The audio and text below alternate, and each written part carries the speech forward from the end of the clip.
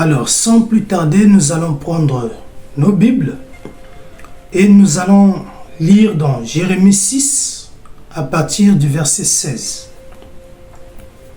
Jérémie 6, verset 16, que nous enseigne la parole de Dieu. Ainsi parle l'Éternel. Placez-vous sur les chemins, regardez et demandez quels sont les anciens sentiers, quelle est la bonne voie, marchez-y et vous trouverez le repos de vos âmes. Mais ils répondent, nous n'y marcherons pas. L'Éternel est en train de parler à son peuple pour leur dire de regarder sur les anciens sentiers. Bien aimé, si on parle des anciens, ça veut dire qu'il y a une naissance des nouveaux. Et lorsque nous rentrons dans l'analyse profonde de ce passage, et nous remarquons que les nouveaux sentiers sont en désaccord avec l'Éternel.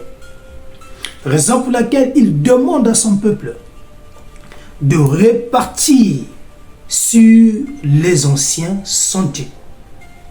Et c'est alors qu'ils vont trouver le repos de leurs âmes.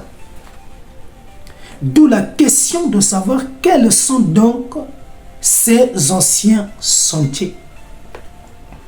Eh bien, ces anciens sentiers sont la prière, arme efficace pour le combat spirituel, le jeûne, arme efficace pour le combat spirituel, mais excepté ces deux, nous pouvons également citer la louange et enfin l'adoration. Et ces deux derniers sentiers feront l'objet de notre marathon d'enseignement. Donc, bien aimé, excepté la prière et le jeûne, aujourd'hui, j'aimerais t'apporter une nouvelle révélation sur la louange et l'adoration. Et cependant, pour ouvrir nos moments de fête aujourd'hui, nous parlerons de la louange et ainsi de suite, parce que c'est une série d'enseignements qui s'ouvre en fait. Donc, aujourd'hui, nous commençons d'abord par poser les bases sur la louange. Et nous allons voir précisément le cas du chant et des instruments de musique. Alors, bien aimé, c'est quoi la louange? Parce qu'aujourd'hui, dans nos églises, la louange comme l'adoration a été limitée par le chant. Et vous allez écouter quand vous allez dans les églises, quand le chant il est mouvementé, quand il est chaud, chauffé, c'est à ce net moment-là qu'on parle de la louange. Et lorsqu'il est calme et doux, c'est là où on parle d'adoration. Alors, nous tous, nous sommes passés par là. Et j'aimerais dire à quelqu'un que derrière la louange se cache une grande puissance. Derrière l'adoration également. Mais le diable ayant connaissance de la puissance qui se cache derrière la louange et l'adoration, alors, dans nos églises, il a limité la louange et l'adoration sur le cas chanté. Et donc, j'aimerais te dire en ce jour, la louange et l'adoration sont des armes de combat spirituel. Ce sont des armes de puissance. Et retiens également que chanter ne représente pas, ou le chant ne représente pas, la louange ou l'adoration dans toute sa totalité, non. Mais c'est une partie de la louange comme de l'adoration. Et donc, vu qu'aujourd'hui nous allons parler de la louange, alors j'aimerais dire que le chant ne représente pas à lui seul toute la louange, non. Le chant est une partie de la louange. Alors, que nous enseigne Psaume 150, le verset 6. La Bible dit que tout ce qui respire loue l'Éternel. Louez l'Éternel. Ici, nous remarquons que l'Éternel donne un ordre à tous ceux qui respirent, ou encore aux croyants, ou encore à l'Église, de louer. Donc, ça veut dire que celui qui ne loue pas est en désaccord avec l'ordre donné par l'Éternel. Alors, si la louange est un ordre au même titre que la prière, dans 1 Thessaloniciens 5, 17, prier sans cesse, ça veut dire que derrière la louange se cache un grand secret. C'est que derrière la louange se cache une grande puissance. Que tout ce qui respire loue l'Éternel. C'est un ordre qui est donné à l'Église de louer l'Éternel. Donc sûrement si Dieu insiste qu'on puisse le louer, parce que derrière les louanges se cache une grande puissance. Alors frère Christ, c'est quoi donc la louange? Bien-aimé, la louange est un style de vie, une manière de vivre en tout temps et en toutes circonstances. Et quand je parle de circonstances, je fais allusion au bon et au mauvais moment. Un style de vie, une manière de vivre pour un chrétien en tout temps et en toutes circonstances. Donc, quand tu écoutes déjà cette définition, donc tu comprends déjà que la louange n'est pas seulement chanter, mais c'est une arme de combat spirituel et c'est quelque chose qui regorge une grande puissance. Bien-aimé,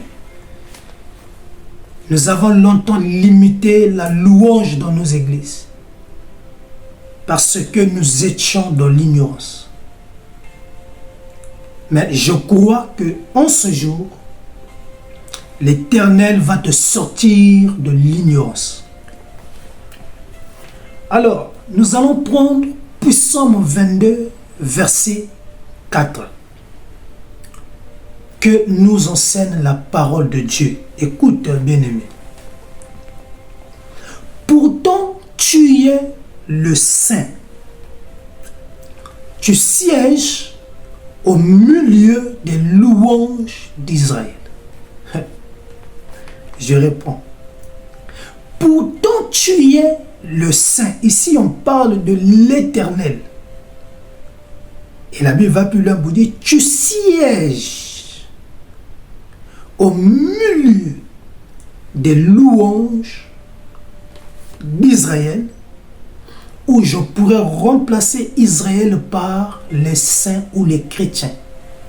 Et je dirais que tu sièges au milieu des louanges des chrétiens ou des croyants. On dit que la louange, c'est le siège de Dieu. Mais siéger veut dire quoi? Siéger veut dire habiter. C'est-à-dire, c'est là où il y a la demeure de Dieu. On n'a pas dit il est locataire. On n'a pas dit qu'il est touriste. Mais on a dit c'est là où se trouve son siège. Bien-aimé, écoute. Celui qui siège, ça veut dire que c'est là où il habite en tout temps. À chaque fois que tu voudras le voir, tu connais là déjà son adresse fixe. En cas de problème, en cas de situation, tu connais son adresse. Et donc, celui qui est propriétaire est différent d'un locataire. Le locataire peut habiter chez toi, c'est vrai, dans ta parcelle, mais il ne va pas demeurer de manière éternelle. Il peut être chez toi pour 1 mois, 1 année, 2 ans, 3 ans, 4 ans, fin de fin, il finira par partir.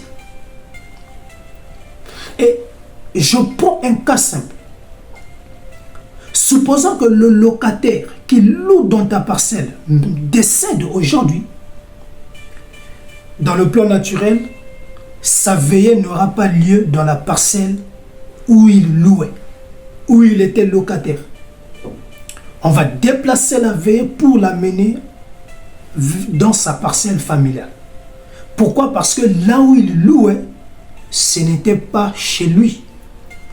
Donc en réalité, un locataire n'est qu'un passager. Mais le propriétaire, c'est là où il habite, c'est là où il demeure. Donc c'est là où il siège.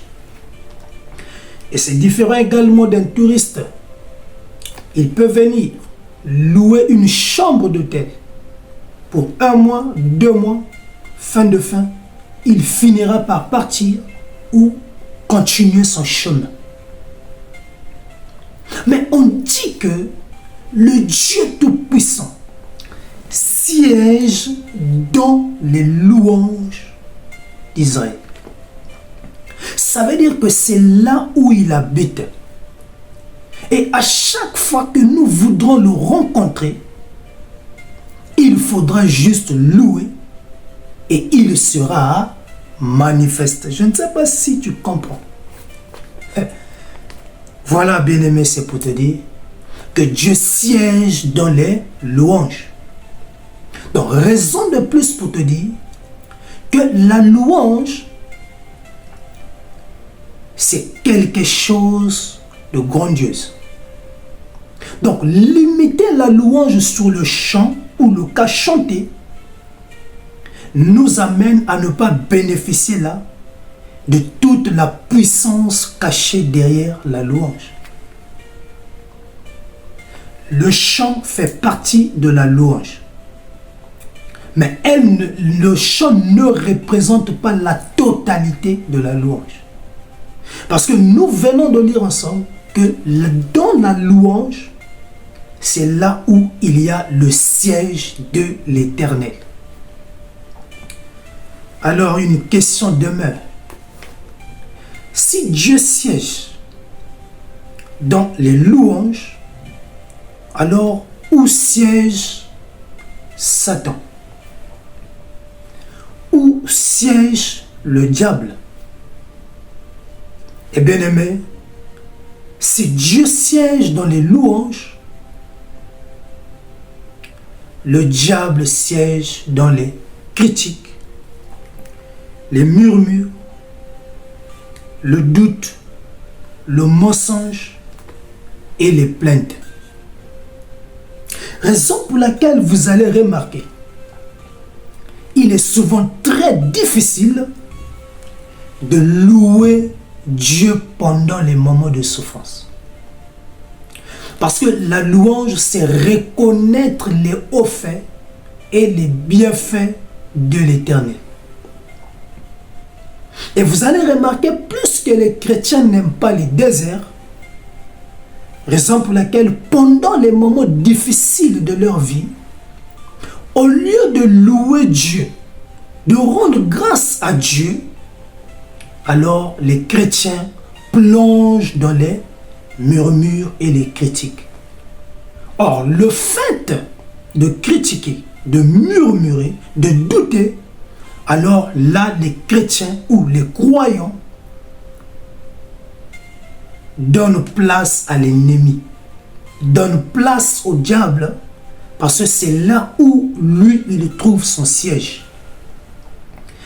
Raison pour laquelle vous allez remarquer, avec toute la génération qui a quitté l'Égypte avec Moïse, tous n'étaient pas rentrés, excepté Josué et Caleb, tout simplement parce que le reste du peuple était dans les murmures et les critiques.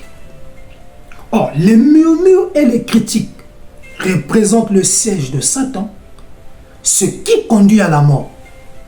Raison pour laquelle toute cette génération était décédée, excepté Josué et Caleb, qui ne marchaient pas dans les murmures et les critiques. Mais eux, ils avaient compris la révélation de la louange. Alors, les deux s'étaient attachés au visionnaire.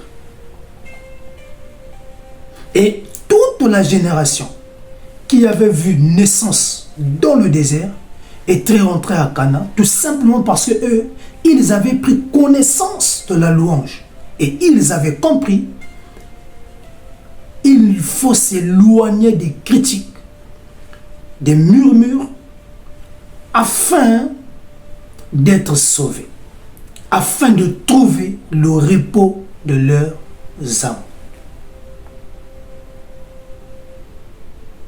Bien-aimés, voilà la louange, arme de combat spirituel, siège de Dieu. Job comprenait, malgré les moments sombres de sa vie, il n'avait jamais maudit l'Éternel. Même s'il était arrivé au point de maudire son jour de naissance, mais il demeura dans la louange. Et vous allez voir que si vous lisez dans le livre de Job, au chapitre 1, verset 21, il pouvait dire: l'Éternel a donné, l'Éternel a repris, que son nom soit béni. Voilà le type de la louange. Style de vie, une manière de vivre. Donc la louange est une manière de vivre. La manière dont le chrétien se comporte est un style de louange. Tout ce que le chrétien fait doit être un style de louange. Donc, manière de vivre en tout temps et en toutes circonstances. Dans les bons moments, loue l'Éternel. Dans les mauvais, loue également l'Éternel. Maintenant, en ce jour, nous allons nous baser sur le cas du chant et les instruments. Et prochainement, nous allons étudier une autre dimension de la louange.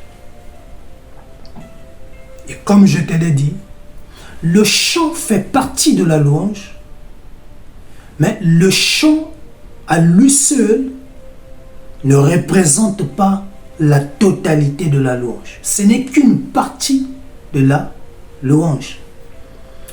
Et en ce jour, j'aimerais te montrer la puissance cachée derrière les instruments et le chant. Et donc, nous allons commencer par des cas pratiques sur les instruments. Donc, j'aimerais parler à un instrumentiste, à celui qui joue au piano à l'église, à celui qui joue à la batterie, à la guitare, etc. Ne sois pas complexé, car derrière ces instruments, il y a un ministère que tu exerces. Le problème avec nous aujourd'hui, c'est que tout le monde convoite la chair. Tout le monde veut être apôtre, prophète, docteur, etc. Non. Même celui qui balaie l'église exerce leur ministère. Celui qui joue aux instruments exerce également un ministère. Attache ta ceinture de sécurité. Nous allons prendre le premier cas. C'est le cas de David et Saül. Et nous allons partir dans le livre de 1 Samuel 16, à partir du verset 14, que nous enseigne la parole de Dieu.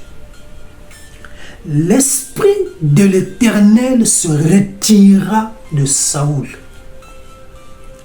qui fut agité par un mauvais esprit venant de l'Éternel. Saül était le roi à cette époque. Et la Bible nous dit que son corps était possédé par un mauvais esprit. Donc son corps était agité par des esprits qui lui tourmentaient. En d'autres termes, il était envoûté. C'est ce que la Bible nous enseigne. Donc l'Esprit de l'Éternel se retira de lui. Le verset 23 maintenant de 1 Samuel 16. Écoute ce que nous enseigne la parole. Et lorsque l'Esprit de Dieu était sur Saül, David prenait la harpe. C'est un instrument de musique. Je pourrais peut-être dire au même titre que la guitare. Et jouait de sa main. Saül respirait alors plus à l'aise et se trouvait soulagé, et le mauvais esprit se retira de lui. La Bible dit que le corps de Saül était pris en otage par un mauvais esprit. Il était envoûté. Il ne pouvait pas. Alors ils ont fait appel à David, oint de l'Éternel, l'homme selon le cœur de Dieu. Il arriva devant Saül. Il n'avait pas prié. Il n'avait pas jeûné. Là, la Bible dit, il prit la harpe. Il s'est mis à jouer la harpe. Il s'est mis à jouer la guitare de ses mains. Il s'est mis à jouer au piano. Mais or, la guitare donne une mélodie. Mais or, la mélodie dégagée par la guitare est une manière de louer. Mais du fait que Dieu siège dans la louange, alors plus que David est en train de jouer, Dieu est descendu et il a saisi le corps de Saül. Il s'est mis à bien respirer. C'est alors que le démon quitta le corps de Saül. Donc, mon frère, tu comprends que par le fait de jouer aux instruments, tu exerces là un ministère. Les gens peuvent être délivrés rien que par la mélodie de l'instrument que tu joues. Ne sois plus complexé de la chair. Ne sois plus complexé des apôtres et des prophètes. Reste plutôt là où Dieu t'a appelé et c'est par ces instruments qu'il va t'élever. Il y a des gens qui s'élèvent, les malades qui s'élèvent, qui quittent leur chaise parce qu'ils sont attirés par une mélodie. Est-ce que tu comprends, ma soeur? Est-ce que tu comprends, mon frère? Les instruments cachent une puissance. Mais saisis un truc. David était oint. Note à côté, David oint. Deuxième cas avec les instruments. Le cas d'Élisée avec le roi. Voilà le roi qui veut aller combattre. Mais il se dit avant que j'aille au combat, je dois d'abord consulter le prophète de Dieu et me rassurer ce que Dieu a prévu pour ce combat.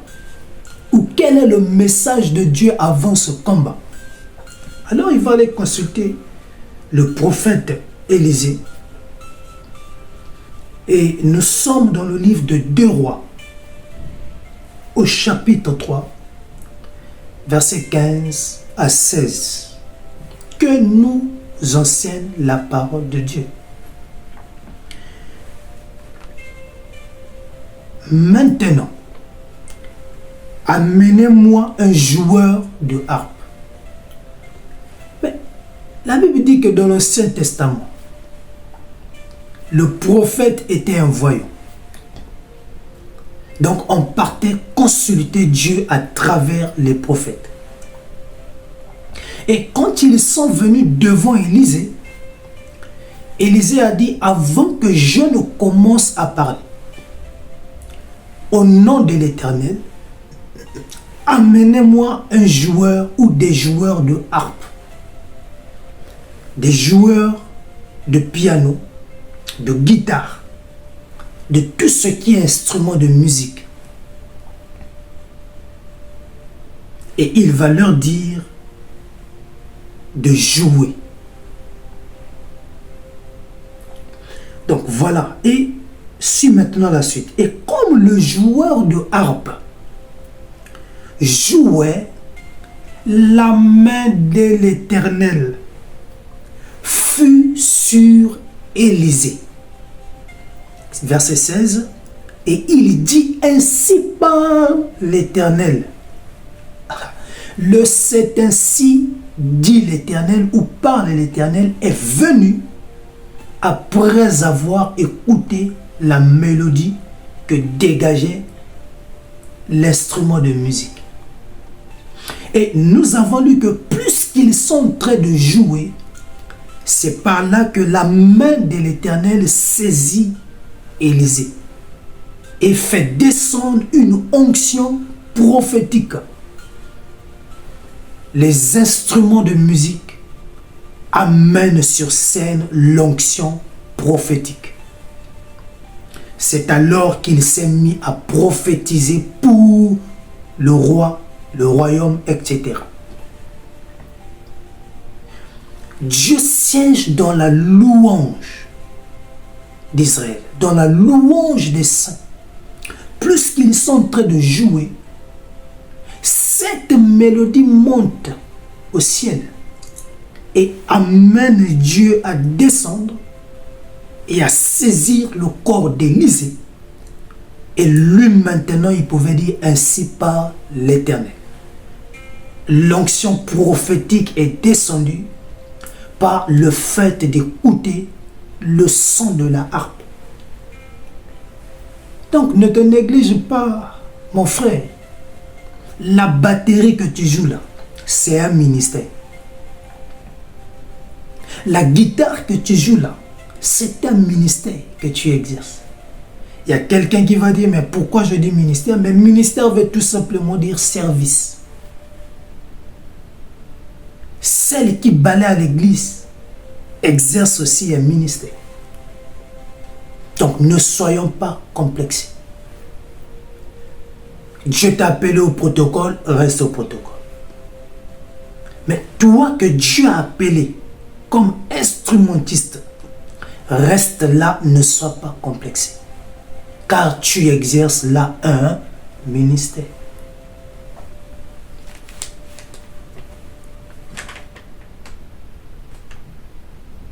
Nous allons prendre un autre cas. Pour les instruments, mais qui sera à cheval entre instruments et chant. Et c'est ça qui va donner passage au chant. C'est le cas de Salomon au jour de la dédicace du temple que Salomon avait construit pour l'Éternel. Et là, nous sommes dans le livre de 2 Chroniques, au chapitre 5, et nous allons lire le verset 12 jusqu'au verset 14. Et nous prenons le verset 12. La Bible dit,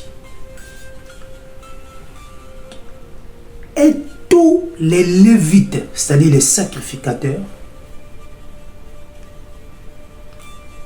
qui étaient chantres. Donc ici, on ouvre déjà une parenthèse sur les chantres, mais nous allons en venir. Se tenaient à l'orient de l'autel, avec des cymbales, des luttes, des harpes, et avait auprès de 120 sacrificateurs sonnant de la trompette. Ce jour de la dédicace du temple que Salomon avait construit pour l'Éternel, la Bible dit qu'il y avait 120 sacrificateurs à l'image de la Pentecôte. Attache ta ceinture, j'arrive. Et la Bible dit que dans le milieu, il y avait des chantres et il y avait également ceux qui jouaient aux instruments. Ils avaient des instruments de musique comme des cymbales, des luttes, des harpes, et ils se mettaient à sonner la trompette. Donc la trompette des fanfares. Bon. Ils étaient en train de jouer aux instruments de musique. Le verset 13. Et lorsque ceux qui sonnaient des trompettes, c'est-à-dire ceux qui sont en train de jouer aux instruments, et ceux qui chantaient, donc là on voit la combinaison des instruments et du chant, s'unissaient d'un même accord pour célébrer et pour louer l'Éternel, firent retenir des trompettes, des cymbales et les autres instruments et célébrèrent l'Éternel par ses paroles. Car il est bon, car sa miséricorde dure à toujours. En ce moment, dit la Bible, la maison de l'Éternel fut remplie d'une nuée. 14. Les sacrificateurs ne purent pas y rester pour faire le service à cause de la nuée, car la gloire de l'Éternel remplissait la maison de Dieu. Salomon a reçu le mandat d'achever l'œuvre que son père avait commencée. Parce que son père avait reçu le plan de construction. Mais il ne pouvait pas construire parce que ses mains étaient remplies de sang. Car ce temple était consacré à l'Éternel. Et Dieu va choisir Salomon pour la construction. Une fois la construction terminée, le jour de l'ouverture, de la dédicace, il y avait 120 sacrificateurs. Ils avaient des cymbales, des harpes, des luttes et tout ce qui est instrument de musique. Ils se sont mis à jouer aux instruments, accompagnés d'un autre côté des chantres. La Bible dit que vu que Dieu siège dans la louange d'Israël, et donc le fait de jouer aux instruments et de chanter, plus des paroles libérées, Dieu était descendu au jour de la dédicace sous la forme de la nuée. Et cette nuée, on a dit que c'était la gloire de l'Éternel. Et cette nuée avait rempli toute la salle, de telle sorte que les sacrificateurs ne pouvaient pas exercer le service. Ils étaient obligés de libérer le lieu très saint, le lieu saint et même le parvis extérieur. Parce que la présence de Dieu se mouvait partout. Mais tu vois à quel point la louange amène Dieu en scène. La descente de Dieu. Mais tu peux faire descendre Dieu dans ta famille par la louange. Tu peux faire descendre la gloire de Dieu dans ta maison par la louange. Tu peux faire descendre Dieu dans ta famille par le canal de la louange. Donc la louange est une arme de combat spirituel. Mais il y a une information que tu dois noter ici. La Bible a dit que ce soit les instrumentistes et les chantres, ils étaient tous d'un commun accord. Qui dit être en commun accord présente là l'aspect de l'amour au sein du groupe. Donc, il y a eu la louange, mais à côté, il y a la notion d'harmonie, d'amour et de paix au sein du groupe. Je t'amène quelque part. Prête-moi ton attention et attache ta ceinture. Nous allons prendre un autre cas, parce que ce cas venait de combiner les instruments et le chant. Et là, nous allons voir le chant proprement dit. La puissance cachée derrière le chant, c'est ce que nous allons découvrir. Donc, nous avons étudié les instruments. Et là, nous passons maintenant au cas du chant. Prête-moi ton attention, bien-aimé. Nous allons prendre notre premier cas. C'est le cas de Paul et Silas. Mais retiens simplement que même derrière le chant se cache une puissance.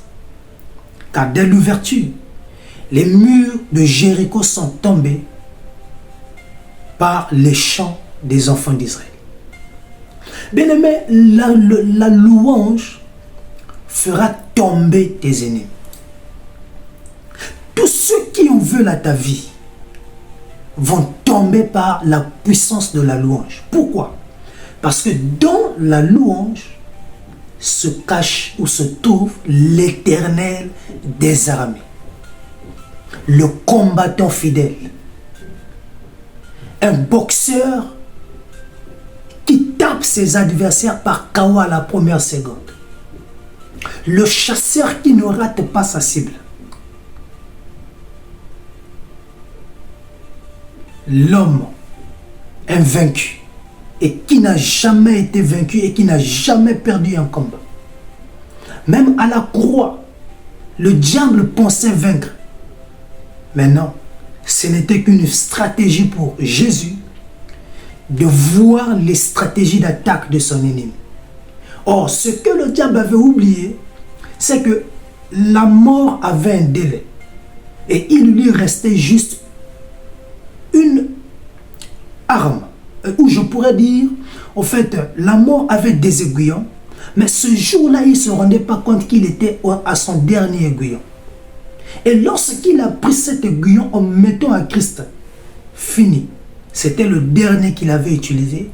Et là, automatiquement, la mort avait perdu toute sa puissance. Et Christ pouvait aller aux enfers, prendre le clé des séjours des morts, afin de nous donner la vie. Et il pouvait dire qu'en Christ, la mort n'existe plus, mais c'est plutôt un sommet, ou c'est un passage d'un monde à un autre. Vous comprenez? Voilà. Donc, il ne rate pas des combats. Paul et Silas. Nous sommes dans le livre des Actes 16. À partir du verset 23 au verset 24 d'abord. Le verset 23. Après, on les a chargés de coups. Et ils les jetèrent en prison en recommandant aux geôliers, aux gardiens, de les garder sûrement. Le gardien ayant reçu cet ordre de les jeter dans la prison intérieure et leur mit des ceps aux pieds, c'est-à-dire des chaînes. Je m'arrête d'abord là. Paul et Silas sont en train d'évangéliser. Et dans cette histoire, la Bible nous parle d'une femme qui était animée par un esprit de Python. Et en voyant Paul et Silas, il s'est mis à prophétiser. Voici, ce sont des serviteurs de Dieu. Paul ne s'était pas laissé par des paroles proclamées par cette femme, mais il est allé au-delà parce qu'il avait le discernement des esprits.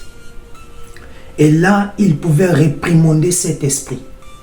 Et après l'avoir fait, il s'avère qu'il y avait des gens qui opéraient avec cette femme ayant l'esprit de Python, parce qu'ils exerçaient là leur commerce.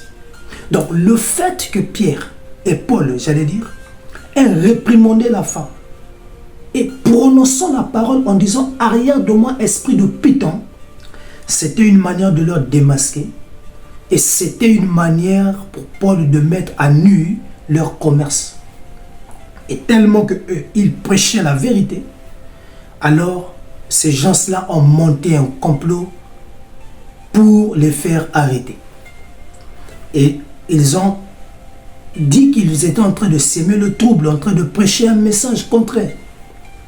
Et on va les arrêter, on va les mettre en prison.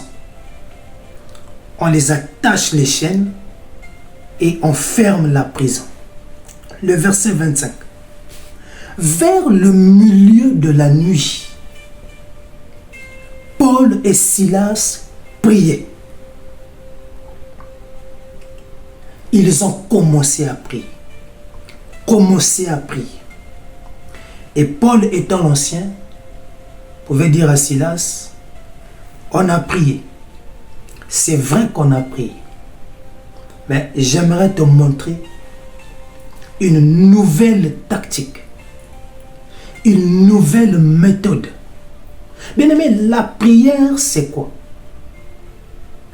Tu es sur terre.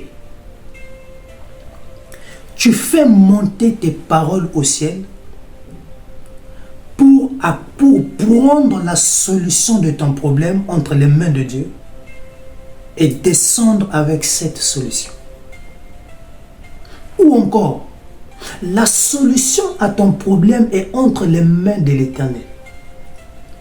Donc, au moyen de la prière, tu effectues le déplacement pour aller prendre la solution.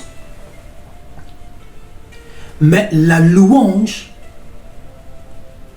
amène Dieu à se déplacer, à quitter le ciel pour descendre. Donc, au moment qu'ils sont en train de prier, le message est monté. Et Paul va dire, combinons maintenant la louange. Et au milieu de la nuit, Paul et Silas priaient et s'ajoutent et chantaient les louanges de Dieu, et les prisonniers entendaient. Donc, ils ont combiné la prière et le chant. Ils se sont mis à chanter, louer Dieu, donc chanter les louanges de Dieu. Et même les prisonniers, les autres prisonniers pouvaient les écouter. Les gardiens également pouvaient aussi les écouter. Mais qu'est-ce qui va se passer? Puis Psaume 22 a dit, verset 4, que la louange, c'est la demeure de Dieu. C'est là où il siège.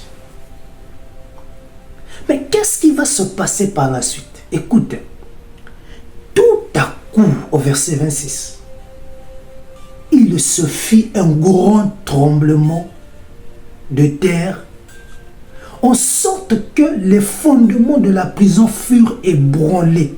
Au même instant, toutes les portes s'ouvrirent et les liens de tous les prisonniers furent rompus. Paul et Silas sont dans la prison, fermés. Deuxième élément, ils sont enchaînés. Donc, il n'y a pas possibilité de fuir. Mais la Bible dit qu'ils ont commencé à prier. Et dans cette attitude de prière, ils ont ajouté des chants dédiés à l'Éternel. Ils se sont mis à louer Dieu par les chansons.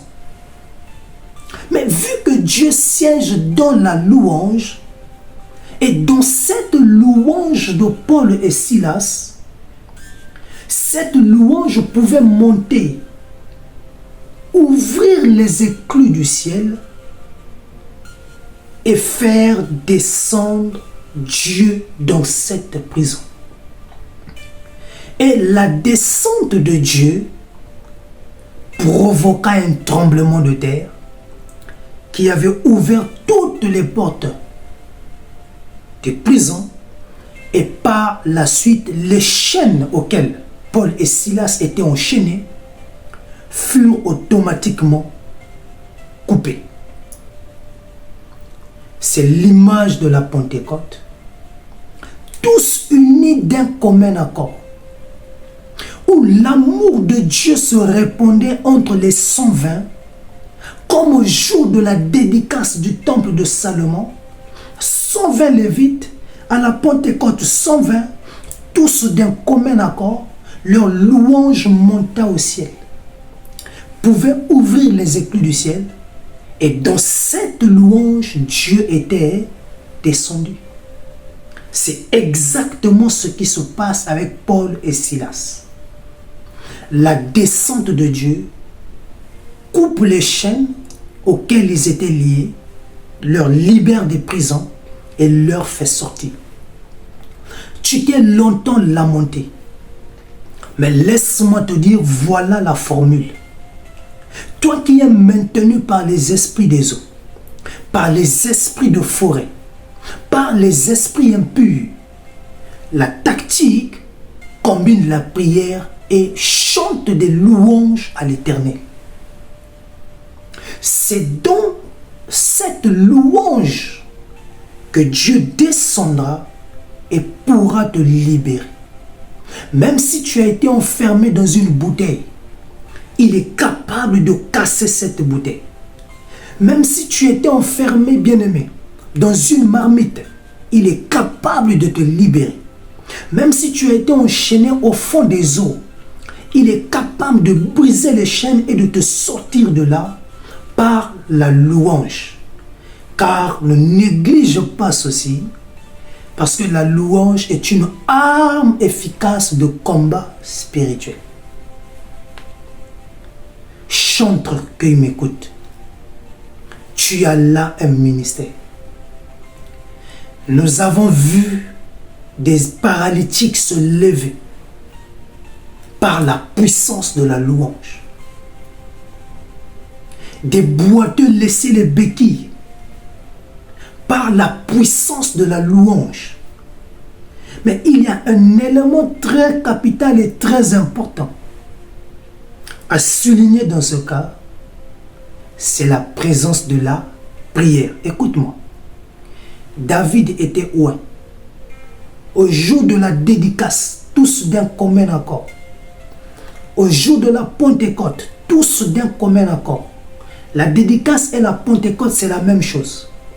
120 au jour de la Pentecôte, 120 au jour de la dédicace, tous d'un commun accord, Dieu était descendu. Et au jour de la Pentecôte, c'était là la descente du Saint-Esprit. Mais écoute, le Saint-Esprit, c'est Dieu.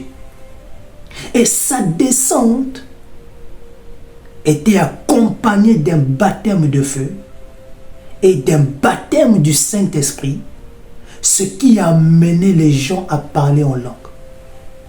Et le parler en langue est une arme efficace de combat spirituel. Attache ta ceinture. L'amour, ou l'amour, et ici on nous a parlé de la prière. C'est un élément que nous mettons aussi à côté. Nous continuons de monter. Prête-moi ton attention.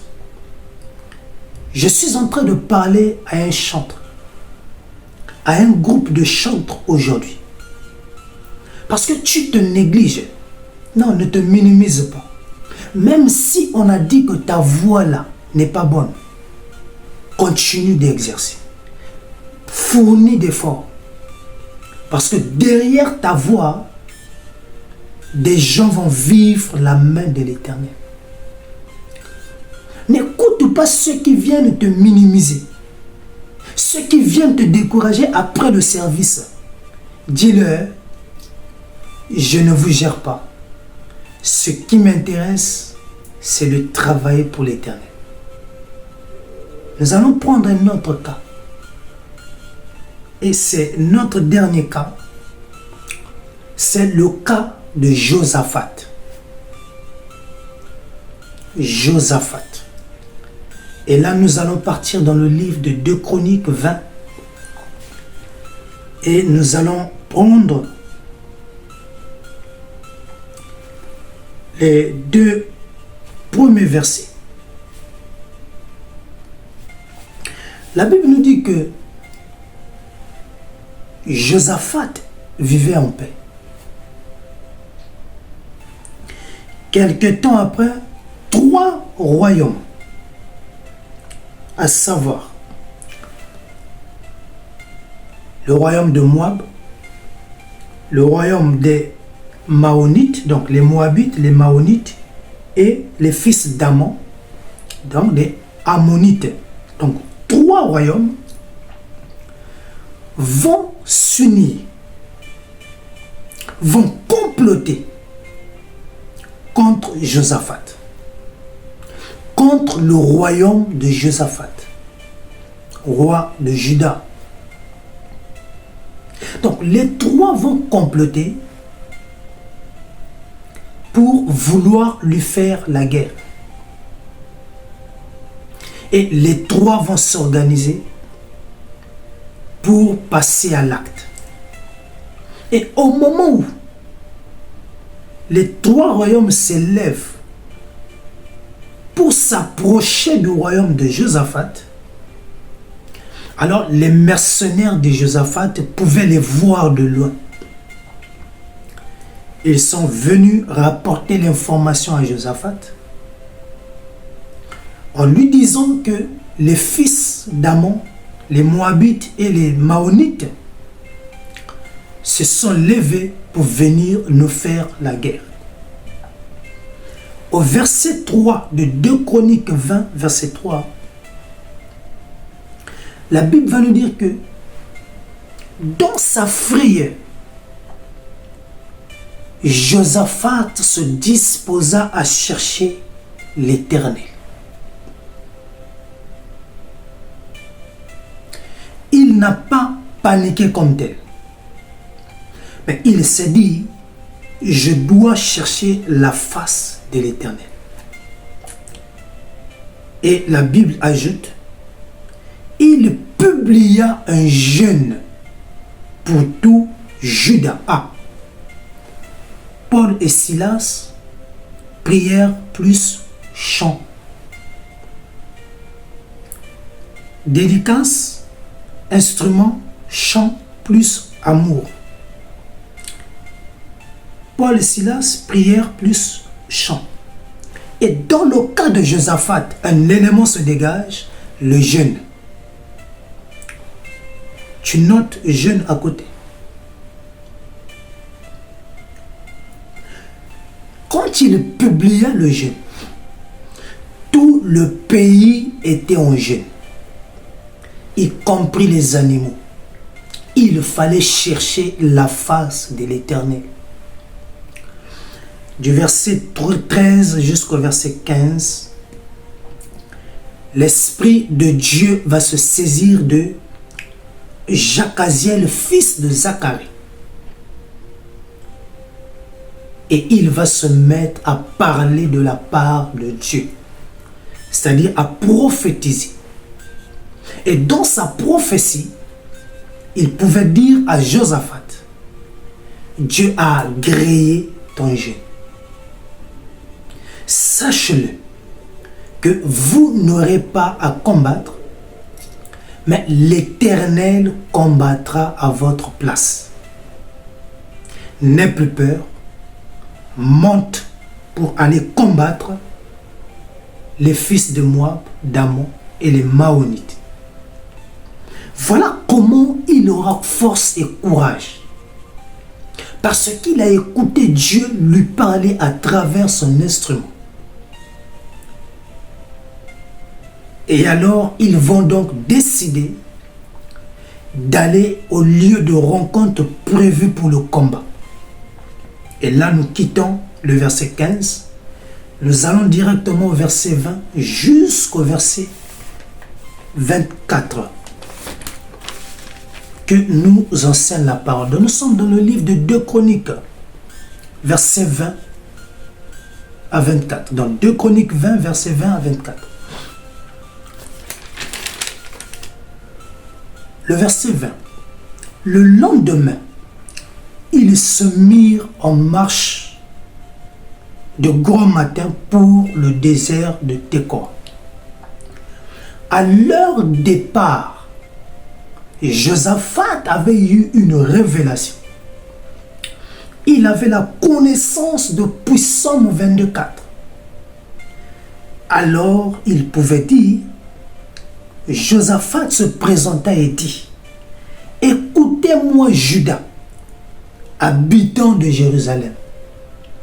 Confiez-vous en l'Éternel, votre Dieu, et vous serez affirmés. Confiez-vous en ses prophètes, et vous réussirez. 21. Puis, d'accord avec le peuple, il nomma des chantres qui, revêtus d'ornements sacrés et marchant devant l'armée, célébraient l'Éternel et disaient, louez l'Éternel, car sa miséricorde dure à toujours. Voilà le style de louange dans les chants. Gloire à l'Éternel, éternel, éternel des armées, le miséricordieux, le Dieu compatissant, riche en bonté et en fidélité, car ta miséricorde dure à toujours. C'est un style de louange. L'on commençait, au moment où l'on commençait les chants et les louanges l'Éternel plaça, écoute ça, une embuscade, j'allais dire, contre les fils d'Ammon et de Moab et ceux de la montagne de Séir qui étaient venus contre Juda et ils furent battus.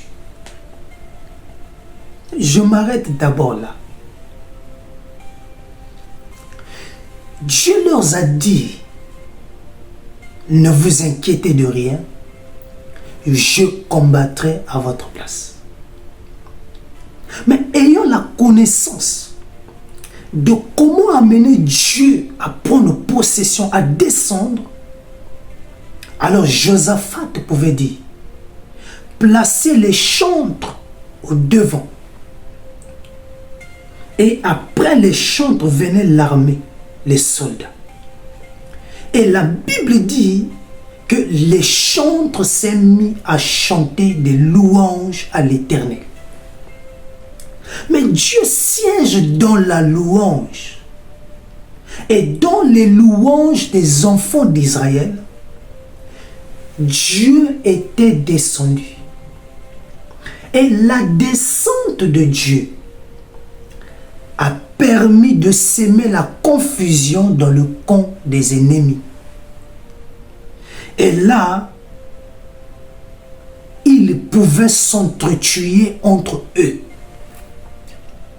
Donc ceux qui s'étaient levés pour venir faire la guerre à Josaphat, Dieu a sémé la confusion et le trouble et ils se sont mis à se bagarrer entre eux.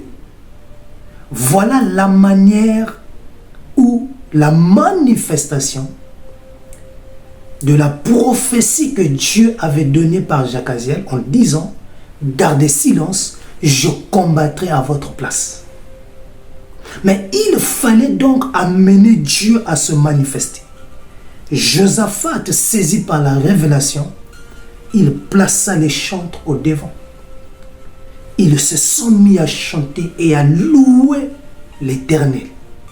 Et dans la puissance de la louange, les chants sont montés. Oh, Dieu aime ça. Ça a ouvert les éclus. Et Dieu est descendu. Il a sémé la confusion dans le camp ennemi. Les fils d'Ammon et de Moab, verset 23, se jetèrent sur les habitants de la montagne de Séir. Donc, les fils d'Ammon et Moab se fusionnent d'abord entre eux. Ils attaquent les fils de... voilà, les habitants de la montagne de Séir. Pour les dévouer par interdit et les exterminer. Et quand ils en eurent fini avec les habitants de Séir, ils cédèrent les uns les autres à se détruire. Et 24, lorsque Juda fut arrivé sur la hauteur où l'on aperçoit le désert, ils regardèrent du côté de la multitude et voici, c'était des cadavres étendus à terre et personne n'avait échappé. Donc quand Juda et Josaphat arrivent au lieu de rencontre de combat, il n'y avait aucun soldat. Ils avaient juste trouvé là des cadavres. Pourquoi? Aucun survivant. Parce que Dieu avait sémé la confusion entre eux et ils s'étaient entretués. Bien-aimé, à chaque fois que tu jeûnes, tu combines la louange.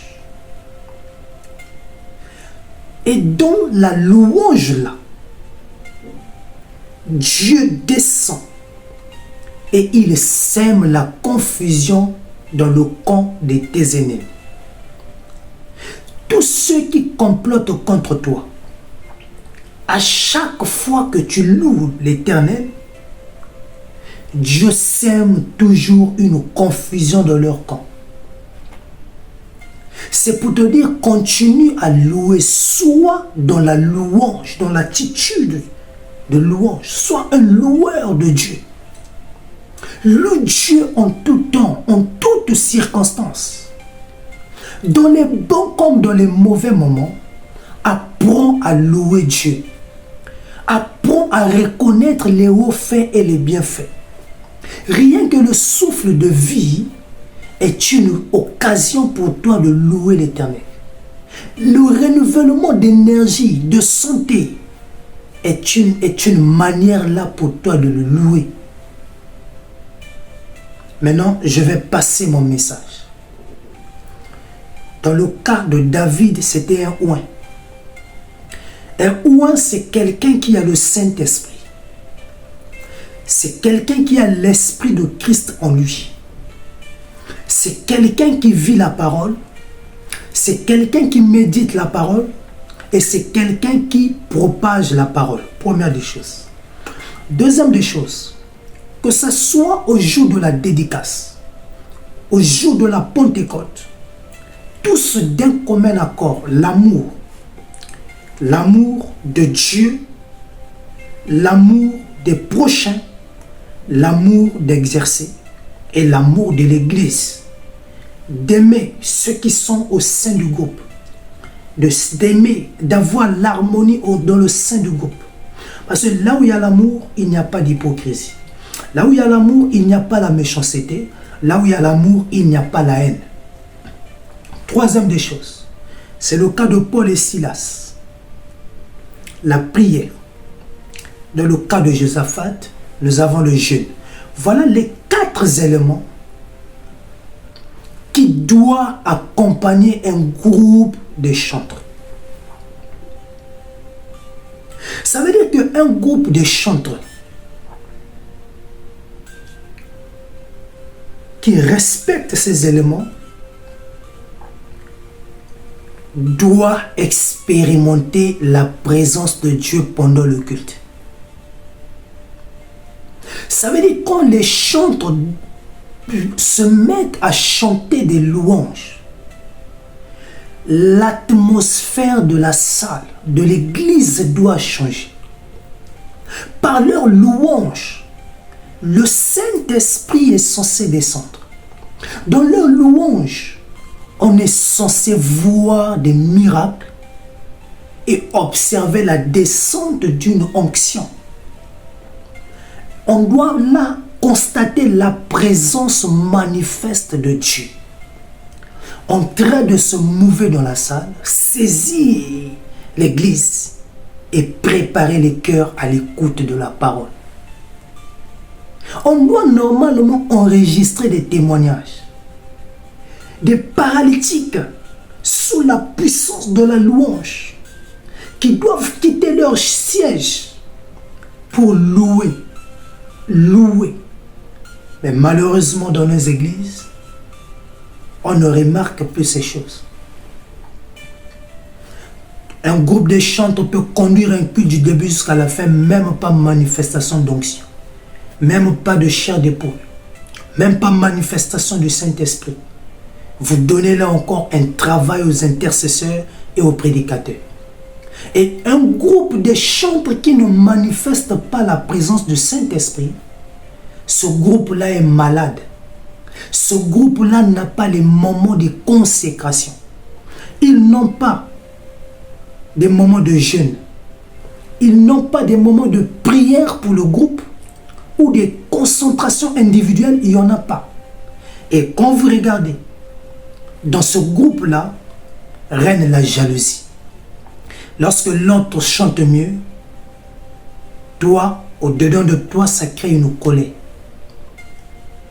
Tu peux même arriver à dire, il n'y a que elle qu'on donne le micro, toi on ne te donne pas le micro. Quand l'autre chante bien, quand l'autre, un frère fait bien, toi tu es en colère. Parce que tout le monde a des yeux braqués sur lui. Parce qu'il devient la vedette. Et toi, ça te met en colère. Mais quand tu es en colère, ça veut dire qu'autour de vous, il n'y a plus l'harmonie. Le commun accord n'existe plus. Il n'y a pas moyen que Dieu descende. Quand tout le monde devient des stars, Ce qui leur intéresse, c'est chanter. Mais ils ne prennent plus soin de préparer le culte. Donc, pourquoi? Parce qu'ils ont pris des ailes, ils sont devenus plus que Dieu. Détrompez-vous. Un chantre doit préparer le culte. Et le groupe des chantres est appelé à préparer le culte. Donc, vous ne préparez pas le culte. Toi, tu dors à l'hôtel. L'autre va dormir chez Jean-Jacques à 2 heures. À 6 heures avant d'aller à l'église, elle passe chez Sita. Et quand vous terminez, celui qui a quitté l'hôtel et toi qui a dormi chez 2 ans, vous venez à l'église, vous prenez les micros. Vous descendez sur nous une onction d'armée des Philistins. Une onction de Jézabel et d'impudicité. Et là, comment nous en sera bénis? Raison pour laquelle il n'y a plus manifestation de puissance. Or, par la louange, quand il descend, l'atmosphère est censée changer. Quand tu descends, l'atmosphère change. Il doit y avoir transfert entre ciel et terre. Mais votre groupe là, vous chantez, on y entend, on n'y voit rien. Vous avez des belles voix, mais nous, on n'a pas la chair d'épaule. Ça veut dire que vous êtes malade, vous avez des problèmes. Prenez les temps de concentration. Passez des moments de jeûne, cherchez Dieu. Ayez les moments de partage de la parole et vivez la parole, méditez la parole. C'est alors que vous allez vivre la main de Dieu au sein de votre groupe. Laissez l'amour prendre possession. Bien-aimé, le Saint-Esprit est amour. Ça veut dire que les chantres doivent être animés par le Saint-Esprit. Mais le Saint-Esprit, c'est la simplicité. Mais pourquoi vous êtes orgueilleux? Le Saint-Esprit, c'est l'humilité. Le Saint-Esprit, c'est l'amour sincère. Mais vous êtes des hypocrites. L'hypocrisie prend place. Quand tu vois la sœur chanter, ah, tu as bien chanté, hein? Mais derrière son dos, ah, tu as entendu hors gamme. Non, elle a mal fait. Non, dis à l'autre, voilà. Prochainement, aborde le chant de telle manière. Même quand tu la vois, c'est rien que son habillement. Des fois, ça ne te plaît pas. Tu te mets à la critiquer. Mais dès qu'elle vient devant toi, tu la fais comprendre que la sœur est bien habillée, hein, et j'ai aimé la manière dont tu as chanté. Hypocrite que tu es. Ce sont des choses qui freinent la manifestation de Dieu au sein de votre groupe. Les chantres, écoutez-moi. Ne restez pas des vedettes ou des stars, mais souvenez-vous des anciens sentiers. Répartez aux anciens sentiers la prière, le jeûne et revenez à la louange. Demeurez dans la parole. Vivez la parole.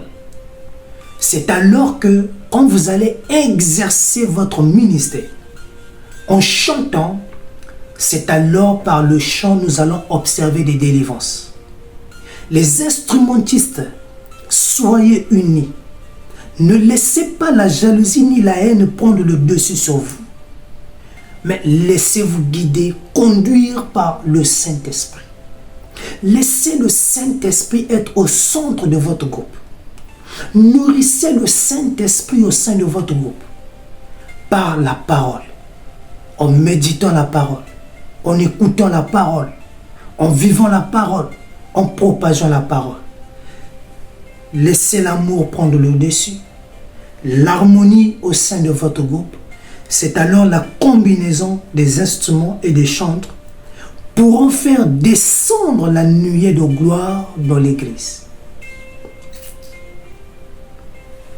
Aujourd'hui, nous avons vu le cas chanter. Prochainement, nous allons étudier un autre cas. Que Dieu vous bénisse.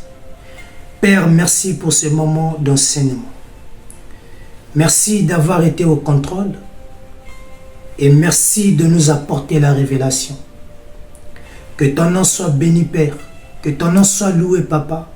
Que ton nom soit glorifié au nom du Seigneur Jésus-Christ. Que tous ceux qui vont écouter ce message, en particulier les chanteurs, sachent à partir d'aujourd'hui comment se comporter, comment diriger le culte. Au nom de Jésus-Christ, nous avons ainsi prié et nous disons Amen. Que Dieu vous bénisse.